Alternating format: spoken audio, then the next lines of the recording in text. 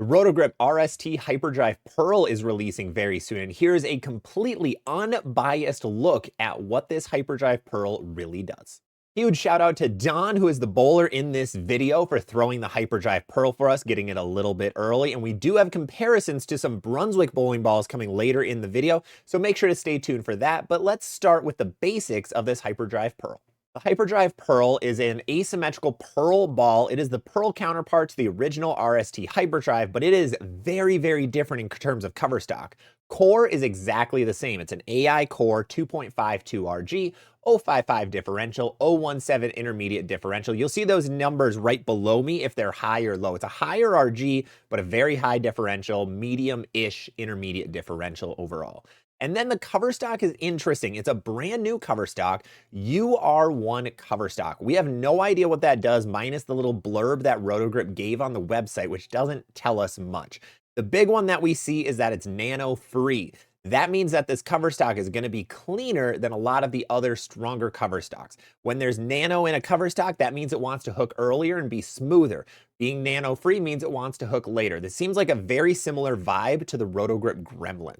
On first look and seeing this ball go down the lane, it really seems like Rotogrip was aiming to make an RST X2 again, except a little bit sharper, and it fits pretty well. Color scheme is very similar. It's a medium-ish cover stock, just like the X2. It's pretty much the 2.0 counterpart. Very interesting that Rotogrip made the Gremlin, which is just a Rubicon UC2, and now they're making this ball, which is basically an RST X2. So they're going back to some of their old favorites and giving them a new little splash, which is really cool to see.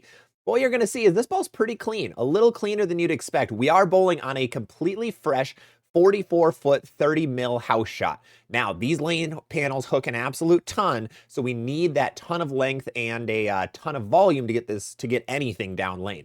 You're going to see this Hyperdrive Pearl be pretty clean overall, be pretty whippy down lane, more than I honestly expected, and more than you see in other ball reviews. In other ball reviews, you see this ball be very round and smooth. This one, really not as much. It seems like it wants to be a little more directional, but the big thing was it seemed like it was very noticeable to hand changes. Like if you spun the ball a little bit, a little too much axis rotation, the ball went sideways compared to if you were more up the back of it. Now, the biggest thing with a ball review are comparisons. Comparisons are the biggest way to tell what a bowling ball does. So what we did, unfortunately, Don did not have many of the SPI Pearl balls released, but there's a lot of other good videos on that. I highly recommend Stu Williams' review where he showed the Attention Star, Equinox, and the Gremlin against it, and the Identity. But what Don did is we have a cross-brand comparison. He has the Brunswick Combat and the Brunswick Infinity Quest.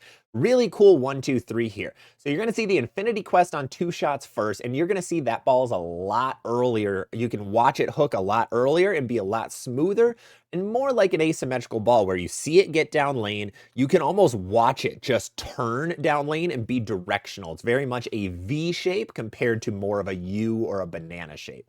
Then you watch the Combat, and that one's interesting. The Combat has fairly similar numbers. The lower RG, the lower differential bowling ball, and we don't know anything about that cover stock either because unfortunately Brunswick doesn't publicize what their cover stocks all compare to each other. But overall in the video, you're going to see a Plaque 710 on the first shot with the Combat. And that really shows that the ball was a little bit stronger and was a little too smooth and just a little too strong for where he was playing it. He changed up his hand position a little bit to get it to go through the pins a little better.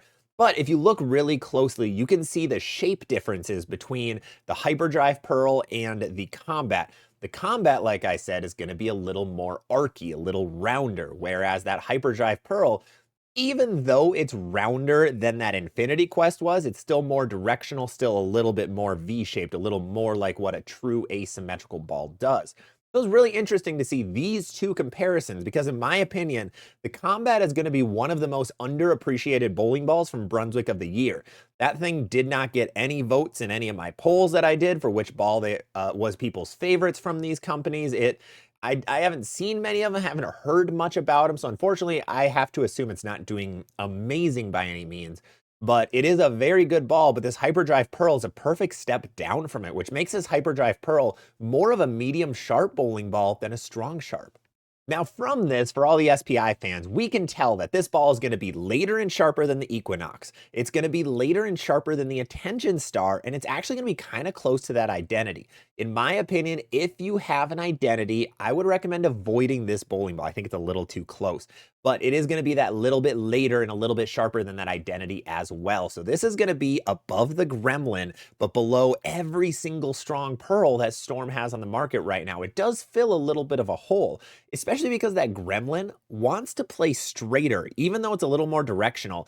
It doesn't like a ton of angle. It seems like the core is just too large for that. This Hyperdrive actually has a less differential, flares that little bit less, even though it is that higher intermediate differential, and that helps it want to play a little deeper on the lane. So I think you have a good 1-2 combo there, but again, I don't recommend getting a Hyperdrive if you already have a Gremlin or an Identity.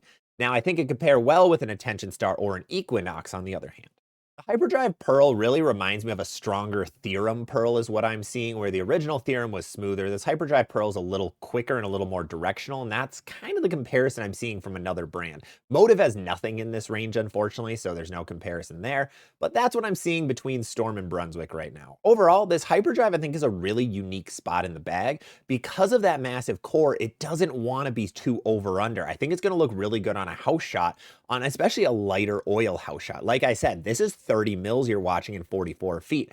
I think if you drop those mils a little bit, you drop the footage a little bit, this ball would be a perfect game 1, game 2 bowling ball, especially with the polish taken off a little bit. And for Don, who's a lot more up the back of it than someone like me. So if you're somebody who has that kind of condition, that's where the Hyperdrive is really going to excel. I don't think it's going to do amazing as a game 1 fresh ball on something that's, super high amount of volume. There's stronger bowling balls that fit that category. But this is a little bit more of a transition ball, which is more of a usable transition ball than something like an Ember, which is going to be a little too whippy until later in the day. Overall, those are all of our thoughts on the RST Hyperdrive Pearl. Again, huge thank you to Don for being able to throw this ball and allowing us to get videos of him throwing it. I have a few different pictures on the page, Classic Products, thank you, and Champions Pro Shop, thank you for being able to help with his video. Otherwise, let me know down below what you guys think of the RST Hyperdrive Pearl. I'm curious to hear if you guys are hyped about it or not. I'm getting kind of mainly positive reactions, but I'd be very curious to hear from you guys. Otherwise, make sure to subscribe. It's the best way to help out the channel and get more ball reviews your way. Otherwise, I'll see you on the next one.